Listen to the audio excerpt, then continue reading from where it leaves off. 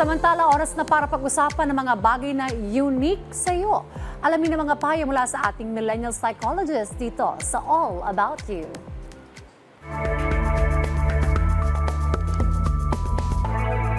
Magandang araw. Ako nga pala si Rian Portuguese, your millennial psychologist, at welcome sa All About You, kung saan ito ang safe space mo at pag-uusapan natin ang tungkol sa'yo.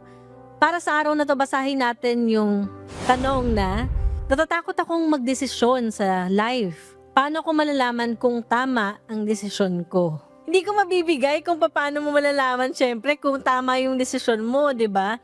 Kasi wala naman talaga tayong blueprint para malaman natin kung tama ba yung desisyon or paano ba tayo magka-come up talaga dun sa isang desisyon na masasabi natin 100% okay na okay siya. Well, sa lahat naman ng mga sitwasyon na kung saan magkakaroon tayo talaga ng desisyon na makakaapekto sa buhay natin at maraming tao din yung pwedeng maapektuhan sa ganitong klaseng desisyon, malamang nakakatakot yun. So una na dito ang tip natin, mahalaga na kinoconsider din natin kung ano yung nararamdaman mo dun sa desisyon na yun.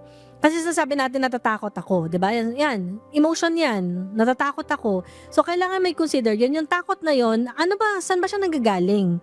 May mga tao na parang okay lang mag-decide kasi kaya naman nila afford naman nila may privilege sila na kapag kunwari when it comes to business, nagkamali sila sa business, okay, pwede naman sila umulit, di ba? Pero kung kunwari ikaw yung type of person na gusto mong mag-business pero yung pera mo, di ba, pinaghirapan mo yun, life savings mo yun, di ba, malamang yung takot mo, sobrang valid. Punta tayo dun sa pangalawa na sinabi mo, paano ko malalaman kung tama ang desisyon ko?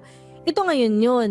Pagdating sa buhay, sad to say, kailangan ng trial and error. So sabi ko, error. Diba? So ibig sabihin sa bawat trials natin, may chance na pwede talaga tayo magkamali. Yun naman yung reality nun eh. So ibig sabihin dito, malalaman mo lang kung tama yung desisyon mo kapag nag-decide ka na. Pero minsan, nalalaman kagad natin na okay yung desisyon natin base dun sa kung ano yung nararamdaman natin nung binitawan natin yung sinabi natin. So mahalagang pakinggan mo yung sarili mo. Pwede mong practicein. Consider mo ano ba talaga yung impact nito sa'yo. Palagay mo ba magiging masaya ka ba dito? May glimpse ba na parang may saya? May glimpse ba na parang may hope kapag ginawa mo siya? Kasi kapag kinikilig ka ng konti at may mga spark na parang may hope siya, baka pwede mo nang gawin. Parang mas nakakatakot na mabuhay, di ba? Na hindi tayo sumubok. Kung minsan okay lang mag-try at magkamali din.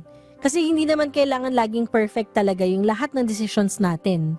Hindi naman din yan 100% failure, di ba? Sa lahat ng trials na ginagawa mo, importanteng meron kang binabaon para sa susunod na susubukan mo siya ulit, hindi na siya 50% na mali. At least 25% magkakamali ka pa rin siguro, pero at least mas alam mo na siya. Hopefully nakatulong sa iyo tong episode na to.